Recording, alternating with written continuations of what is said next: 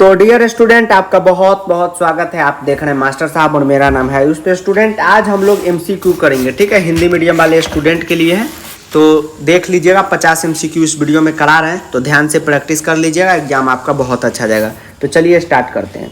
तो पहला क्वेश्चन है। अब आप कहेंगे सर यहाँ इंग्लिश में भी लिखा हुआ है, तो घबराइए नहीं। जब आप बोर्ड एग्जाम में जाएंगे तो दोनों भाषा में मिलेगा, तो आप अपना हिंदी से मतलब रखिए। और जो इंग्लिश वाले क्लिक कर दिए हैं तो देख लीजिए, आपका भी तो इंग्लिश में दिया ही हुआ है। तो क्वेश्चन है कि निम्नलिखित में से कौन सा देश बेल्जियम के साथ अपनी सीमा साझा नहीं करता है। मतलब कौन ऐसा देश है जिसका बाउंड्री जो है बेल्जियम से नहीं लगता है। तो फ्रांस, नीदरलैंड और लक्समबर्ग का लगता है। एक देश है स्वीडन, इसका बाउंड्री नहीं लगता है। तो पहला का क्या हो जाएगा? स्वीडन हो जाएगा। उसके बाद दूसरा क्वेश्चन है कि बेल्जियम फ्रांसीसी समुदाय का प्रतिशत है। मतलब बेल्जियम में फ्रांसीसी समुदाय का कितना % है। तो बताइए क्या होगा इसका आंसर। तो अभी तक हमको लगता है कि आंसर आप लोग नीचे लाइव चैट में दे दिए होंगे। क्या हो जाएगा? 40% हो जाएगा, ठीक है। तो इसको नोट कर लीजिएगा, बहुत इंपॉर्टेंट सवाल सब है। चलिए तीसरे सवाल पे चलते हैं। तीसरा सवाल है कि बेल्जियम में कौन सी भाषा प्रमुख रूप से बोली जाती है। डच, स्पेनिश, फ्रांस और इतालवी। बताइए, इटालियन। बताइए कौन सी भाषा, ठीक है। तो आपको पता होगा कि सबसे प्रमुख रूप से कौन बोला जाता है? डच बोला जाता है। चलिए आगे बढ़ते हैं।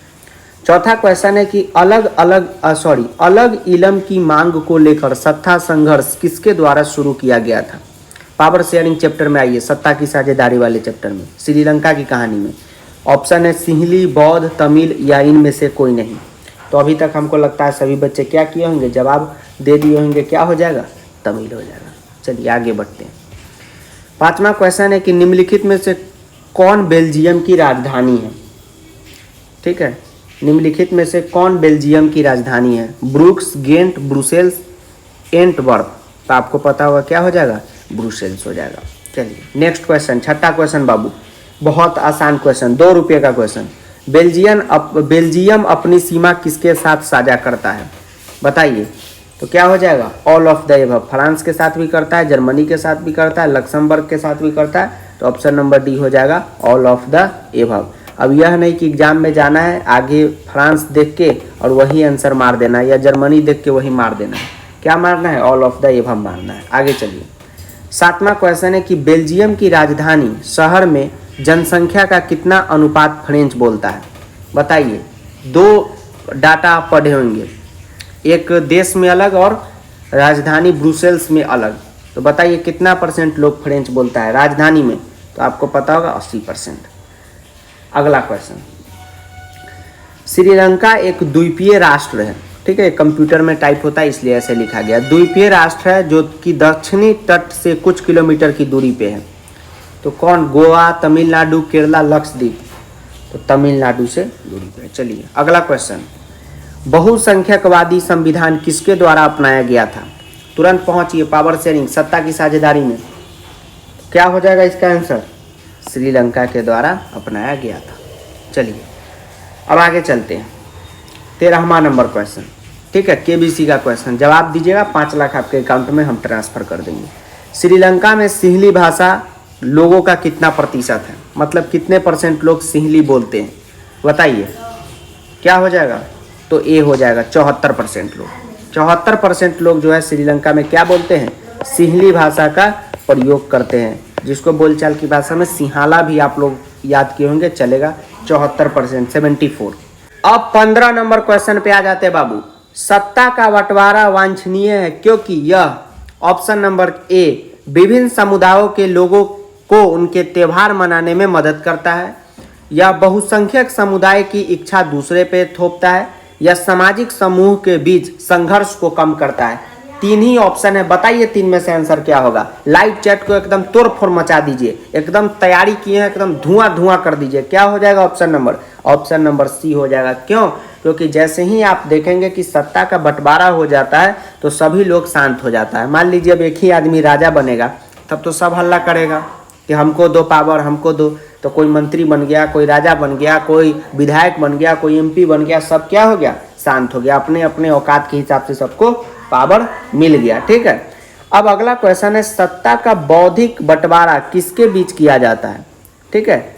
Power intelligent sharing of power is done among, मतलब कि सत्ता का बौद्धिक बंटवारा किसके किसके बीच का किया जाता है। बताइए 16 का क्या होगा। तो एकदम डी हो जाएगा, विधायिका, कार्यपालिका और न्यायपालिका। ठीक है स्टूडेंट, तो ये क्वेश्चन था। अब आगे चलिए, 18 नंबर क्वेश्चन है, बेल्जियम की राजधानी है, कौन सा राजधानी है बेल्जियम का, पूछेगा ये क्वेश्चन। तो क्या हो जाएगा, ब्रुसेल्स हो जाएगा। हो गया। अब चलिए नेक्स्ट क्वेश्चन पे बढ़ते हैं। नेक्स्ट क्वेश्चन है हमारा कि जब सरकार के विभिन्न अंगों के बीच सत्ता का बंटवारा होता है तो उसे हम क्या कहते हैं। बताइए, सरकार के सभी अंगों के बीच सत्ता का बंटवारा होता है तो उसे हम क्या कहते हैं। तो उसको हॉरिजॉन्टल डिस्ट्रीब्यूशन ऑफ पावर कहते हैं, मतलब सत्ता का यानी शक्ति का क्षैतिज वितरण। ठीक है, अब आगे बढ़िए। बेल्जियम सरकार के एकात्मक रूप से स्थानांतरित हो गया। ठीक है, यूनिटरी फॉर्म ऑफ गवर्नमेंट में बेल्जियम शिफ्ट हो गया एकात्मक रूप से। बताइए इसका आंसर क्या हो जाएगा, एक का बी हो जाएगा, यानी कि दू, संघीय व्यवस्था। अगला क्वेश्चन, बेल्जियम में किस प्रकार की सरकार है, संघीय, साम्यवादी, एकात्मक और केंद्रीय। तो क्या हो जाएगा, संघीय सरकार है। क्या, कौन सा ऑप्शन सही हो जाएगा, संघीय सरकार है। चलिए अगला क्वेश्चन,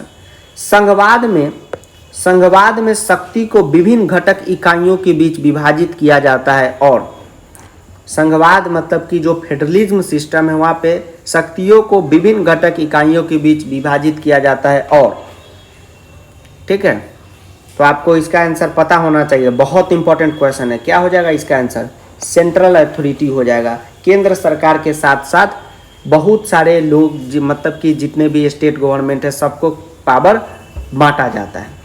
ठीक, अगला क्वेश्चन पे चलते हैं। अगला क्वेश्चन है कि संघीय व्यवस्था में केंद्र सरकार निम्नलिखित को आदेश नहीं दे सकती। ठीक है, यहाँ पे को छूट गया, निम्नलिखित को आदेश नहीं दे सकती है, 5वां है। तो इसका क्या हो जाएगा, ऑप्शन नंबर सी, राज्य सरकार। आगे बढ़ते हैं। अगला क्वेश्चन है कि सरकार की एक प्रणाली जिसमें सत्ता को एक केंद्रीय प्राधिकरण और देश की विभिन्न घटक इकाई के बीच विभाजित किया जाता है वह क्या कहलाती है। ठीक, बताइए क्या कहलाती है, संघवाद कहलाती है या सांप्रदायिकता कहलाती है। तो सांप्रदायिकता तो मतलब हो गया कि आंदोलन जो होता है, दो समुदाय के बीच लड़ाई फैला दिया, तो यहाँ पे क्या हो जाएगा, संघवाद सही हो जाएगा। आगे बढ़िए। और डी का मतलब क्या हो गया, लोकतंत्र हो गया। ठीक, चलिए, राज्य सरकार की अपनी शक्तियां हैं जिसके लिए वह उत्तरदायी नहीं है। ठीक है, बताइए, राज्य सरकार के पास आप जान रहे हैं कि अपना अपना पावर है। ठीक है, और उसको किसी को भी जवाब देने की जरूरत नहीं पड़ती है। इन ऑप्शन में से किसको, बताइए इसका आंसर। तो किसको जवाब देने की जरूरत नहीं पड़ती है, संघ सरकार को, मतलब केंद्र सरकार है। जैसे हमारे अभी नीतीश जी की सरकार है, नीतीश अंकल की, तो वो शराब उराब बंद कर दिए हैं। तब इसके लिए उनको मोदी जी से ऑर्डर लेने का जरूरत नहीं है, वो चाहे तो बंद कर सकते हैं।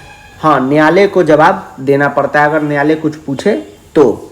ठीक, तो स्टेट गवर्नमेंट की जो सरकार है वो संघ सरकार यानी कि केंद्र सरकार को ही संघ सरकार कहा जाता है, उसको जवाब नहीं दे सकती है। चलिए अगला question, 8वां number question.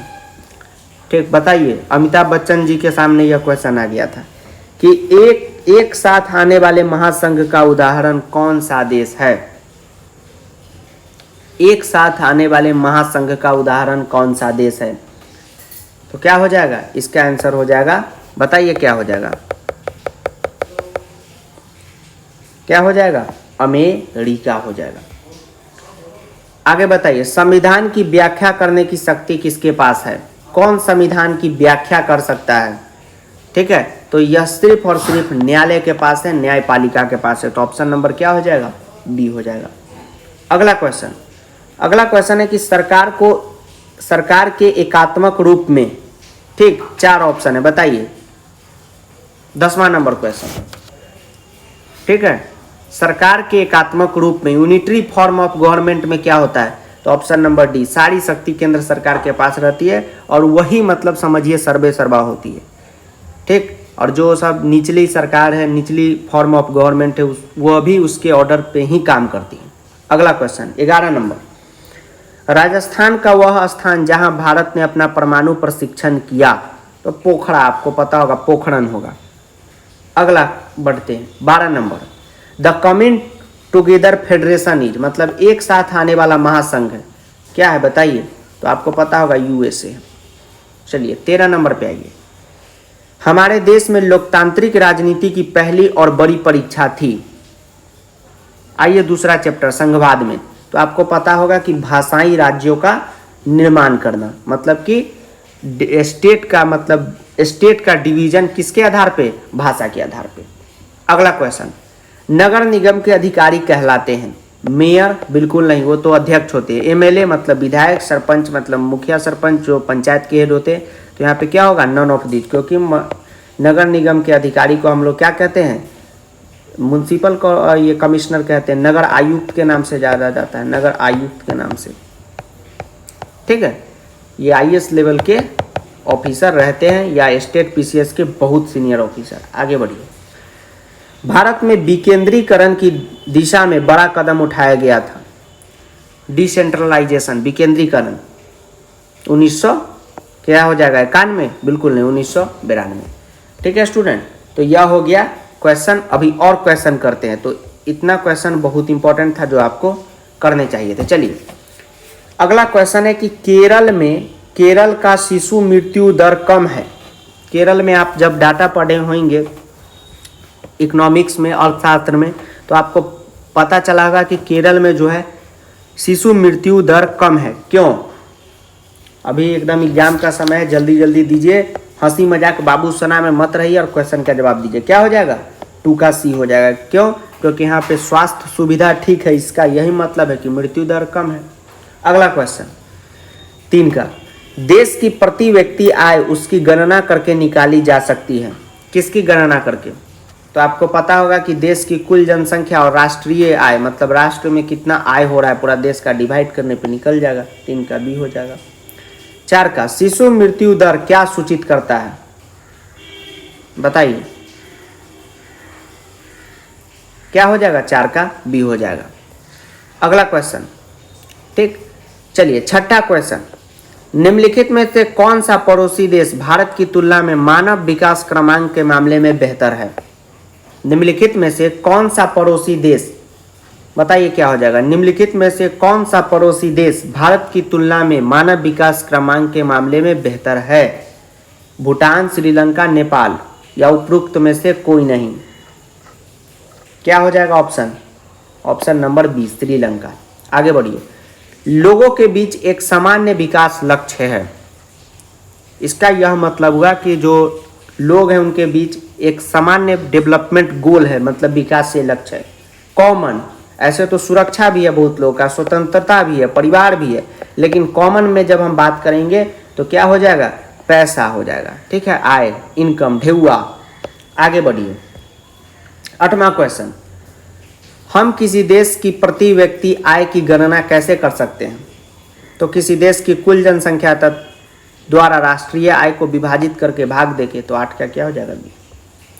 9वां number, GDP का क्या अर्थ है? बताइए, एकदम इंपॉर्टेंट क्वेश्चन है, आपके बोर्ड एग्जाम में आएगा ही आएगा। तो क्या हो जाएगा? सकल घरेलू उत्पाद। ठीक है, जीडीपी का क्या होता है? सकल घरेलू उत्पाद, इंग्लिश में ग्रॉस डोमेस्टिक प्रोडक्ट। चलिए 11वां नंबर, देश के विकास की तुलना करने में सबसे महत्वपूर्ण आधार क्या है? अब देखिए, देश की विकास की तुलना करने में बहुत सारे पॉइंट हैं, ठीक, लेकिन सबसे महत्वपूर्ण क्या है? तो निश्चित तौर पे औसत आय, एवरेज इनकम। आगे बढ़िए। 12, किसी देश के विकास को प्रायः निम्नलिखित में से किस आधार पर निर्धारित किया जाता है? ठीक, बताइए। तो आपको पता होगा कि जिस देश में शिक्षा बेहतर है, स्वास्थ्य बेहतर है, वो देश क्या है? बहुत बढ़िया। लेकिन निम्नलिखित में से किस आधार पे ज्यादातर विकास को, प्रायः का मतलब होता है ज्यादातर, तो क्या हो जाएगा? प्रति व्यक्ति आय। जिस देश में कमाई ज्यादा है वो क्या है? डेवलप है। किसी देश की राष्ट्रीय आय की उसकी कुल जनसंख्या से भाग देने पर निम्नलिखित में से क्या प्राप्त होता है? टोटल इनकम जितना भी है देश का, उसमें से आप भाग दे देंगे कितना? टोटल जनसंख्या का, तो क्या प्राप्त होगा? बताइए, पॉपुलेशन का। तो आपको पता होगा क्या प्राप्त होगा? प्रति व्यक्ति आय प्राप्त होगा, per capita income. 14 number, UNDP के अनुसार किसी देश के विकास को आंकने का आधार निम्नलिखित में से कौन है? ध्यान से पढ़िएगा, यूएनडीपी। तो यूएनडीपी प्रति व्यक्ति आय, लोगों का शिक्षा स्तर, लोगों का स्वास्थ्य स्तर, सब पे करता है काम। तो क्या हो जाएगा? उपरोक्त सभी। 15 का बताइए, निम्नलिखित में से सर्वाधिक मानव विकास सूचांक वाला राज्य कौन सा है? अपने देश की बात हो रही है। ये चैप्टर का ध्यान से मतलब याद करने की कोशिश कीजिए, वहाँ पे आपको डाटा याद होगा, बन जाएगा। क्या हो जाएगा? केरल। निम्नलिखित में से कौन सा गैर नवीकरण संसाधन है? ठीक है, यह तो ज्योग्राफी का क्वेश्चन है। मतलब निम्नलिखित में से कौन सा गैर नवीकरण संसाधन है जिसका हम लोग नवीकरण नहीं कर सकते हैं, रिन्यू नहीं कर सकते हैं? तो क्या हो जाएगा? यहाँ पे सबसे ज़्यादा सूटेबल एग्जाम्पल होगा खनिज तेल। आगे बढ़िए, मानव विकास रिपोर्ट किसके द्वारा पेश की जाती है? तो आपको पता होगा, यूएनडीपी के द्वारा। चलिए, भारत के किस राज्य में साक्षरता दर सबसे ज्यादा है? बताइए, 2 मिनट है आपके पास। क्या हो जाएगा? केरल हो जाएगा। अगला क्वेश्चन है, निम्नलिखित में से कौन सा उद्योगपतियों के लिए एक विकासात्मक लक्ष्य है? उद्योगपति क्या चाहते हैं? जो इंडस्ट्रियलिस्ट है, अंबानी चचा है, अडानी चचा है, ये सब क्या चाहते हैं? बताइए। अधिक दिन का काम पाना, बेहतर मजदूरी पाना, अधिक बिजली प्राप्त करना, या उपरोक्त सभी? तो आपको पता होगा कि अधिक दिन का काम पाना वो काहे चाहेंगे? अंबानी जी कोनो लेबर है क्या? नहीं ना है।